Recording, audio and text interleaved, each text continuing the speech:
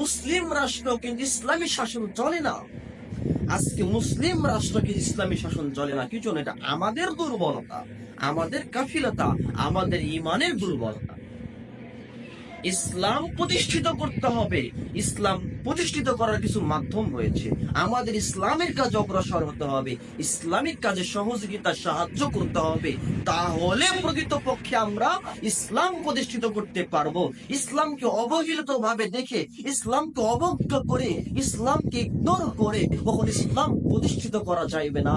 ইসলাম প্রতিষ্ঠিত করা যাবে ইসলামের প্রতি দৃঢ় মনোবিশ্বাস আনতে হবে, দৃঢ়ভাবে কাজ করতে হবে। দৃঢ়ভাবে কাজ করতে না পারলে ইসলাম প্রতিষ্ঠিত করতে পারবো না। সারা জীবন যদি মুখে উচ্চারণ করি ইসলামের বিধান চাই, ইসলামের বিধান চাই, কোরআনকে সংবিধান চাই, শুধু কাজ না করে শুধু মুখে উচ্চারণ করি, তো ইসলাম প্রতিষ্ঠিত করা সম্ভব হবে না।